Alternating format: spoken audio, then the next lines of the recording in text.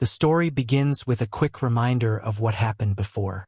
There was a powerful object called the Chaos Pearl, which held great energy. Long ago, this pearl was split into two parts. From this division came two separate objects, the Spirit Pearl and the Demon Orb. From the Spirit Pearl was born Aobing, the proud and noble son of the mighty Dragon King of the East Sea. From the Demon Orb came Najah, the mischievous and fiery third son of a respected warrior named Li Jing and his kind wife, Lady Yin. Najah's birth was a strange one because the Demon Orb gave him powers that were dangerous and wild. People feared him because of his demonic nature, and he grew up feeling like an outcast. But fate had a bigger plan. Despite their differences, Najah and Aobing formed an unusual friendship. When trouble came to their homeland of Chintang Pass, these two fought side by side as heroes. Together, they saved the people and defeated powerful enemies. However, a terrible prophecy said that both Najah and Aobing would die by godly lightning. Sadly, that prophecy came true. A blast of divine thunder struck them down, destroying their bodies completely. But this was not the end. Their brave spirits were not lost. Their souls were carefully saved and placed in magical storage, waiting for the day they could return. Now their old master, Tai, takes on the duty to bring them back. He carries their souls to a peaceful town where he begins the process of creating new bodies for them. These new bodies are made using a special material called lotus paste, which is both strong and holy. Najah, always playful and full of pride, tries to design himself a tall, handsome body this time.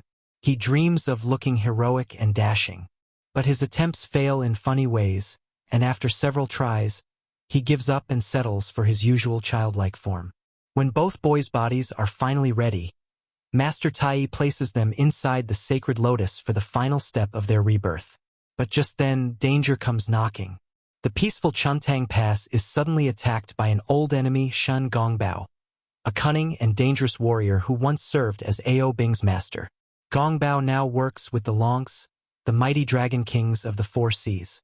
Ao Guang, the dragon king of the East Sea and Aobing's father, believes that his son is dead. Filled with grief and anger, he joins forces with Gongbao and the other dragon kings to attack Chintang Pass. The dragons unleash a massive assault on the city, sending waves of destruction. But then something incredible happens. Aobing, even though weak and still recovering, uses his remaining power to stop a devastating attack that could have wiped out everyone. This heroic act, however, comes at a great cost. Aobing's newly formed body begins to break apart under the pressure. Master Tai quickly comes up with a desperate plan. He suggests that, for now, Najah and Aobing should share the same body. This will allow Aobing's soul to stay anchored while they find a permanent solution. It's a strange and uncomfortable idea, but they agree because there is no time to waste. Tai then reveals that there is a magical elixir in the Yusu Palace that can repair the sacred lotus. If they get this elixir, Aobing can have a strong new body of his own. But there's a condition. To earn the elixir and to become true immortals, Najah and Aobing must complete 3 difficult trials within 7 days. Ao Guang makes his own threat. He promises that if Aobing is not saved in time, he will destroy Chintang Pass completely. Najah, however, refuses to bow down. He boldly warns that if Ao Guang dares to harm his home, he will strike back with full force.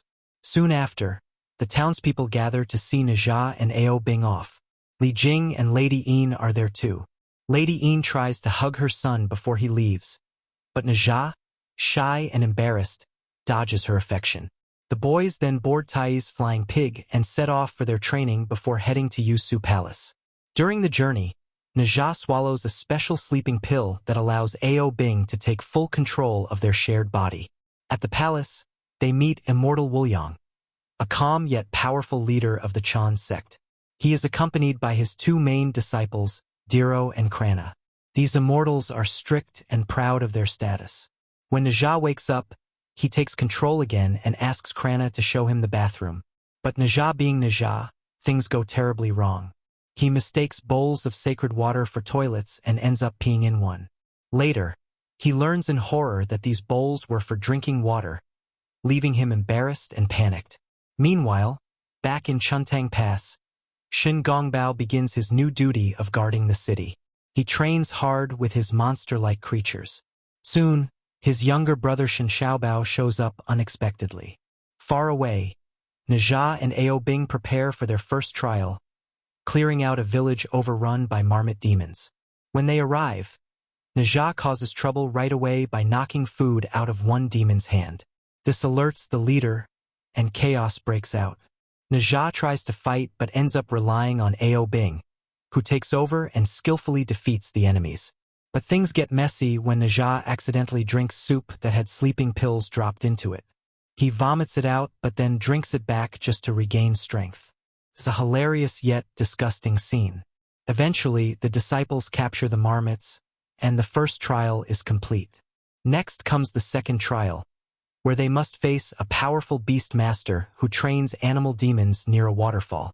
Nejia arrogantly insults him before letting Ao Bing take control.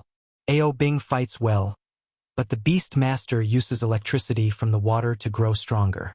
Ao Bing responds by freezing the entire battlefield, allowing the immortals to capture the beasts. But then something shocking happens.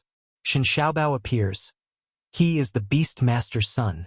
He attacks in rage, but when Diro fires an arrow to kill him, the beast master sacrifices himself to save his child. Xiaobao escapes with tears in his eyes, swearing revenge. When he returns to Chuntang Pass and collapses in Shin Gongbao's arms, it fills Gongbao with anger and hatred for Nejia. Before the third trial begins, terrible news reaches Nejia. Chuntang Pass has been destroyed, and it looks like his parents are dead. Heartbroken and furious, Nejia storms off with Ao Bing's spirit following him. He encounters a stone demon named Shiji, who transforms into a giant monster. In a fierce battle, Nejia defeats her, shrinking her down to a tiny form. This completes the third trial, and Nejia is ready for his ascension spell. At Yusu Palace, Immortal Wuliang performs the spell, granting Nejia his immortality. Nejia, burning with rage, agrees to join Wuliang's forces to attack the Dragon Palace. Meanwhile, Tai uses the elixir to restore Ao Bing's real body. Soon, Wuliang confronts Ao Guang, bringing with him a massive cauldron meant to imprison the Dragon Kings. But Ao Guang realizes too late that Wuliang has betrayed everyone. The other Dragon Kings side with Wuliang, but when the fight turns chaotic, they escape. Nejia fights Ao Guang fiercely, still believing him responsible for destroying Chuntang Pass. But then comes the shocking truth. Nejia's parents appear alive. They reveal that Wuliang is the true villain. He staged the entire attack to frame the dragons and gain ultimate power for the Chan sect. Shin Gongbao also learned the truth and helped save Nejia's parents by turning them into stone temporarily. Now, the real battle begins. Nejia and Ao Bing team up against Diro, Krana, and the traitorous Dragon Kings. After a fierce clash, they go after Wuliang. But Wuliang uses a heart-piercing curse, stabbing them from within and trapping them inside his fiery cauldron. Inside, the heat grows unbearable. Lady Yin hugs her son one last time before turning into a pill.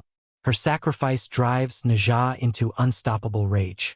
Using the flames of the cauldron, he transforms into a powerful teenage form, finally matching Ao Bing's strength. The two heroes break free, defeat the disciples, and take down Wuliang in an epic battle.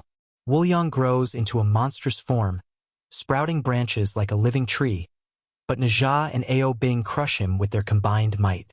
In the end, Ao Guang retreats with his forces, but Ao Bing chooses to stay with Nejia. They promise to continue fighting evil together. In a mid-credits scene, Wuliang is shown alive but beaten, planning his next move with Diro and Krana. Meanwhile, Nejia's brothers, Jinjia and Mujia, arrive, setting up the next adventure.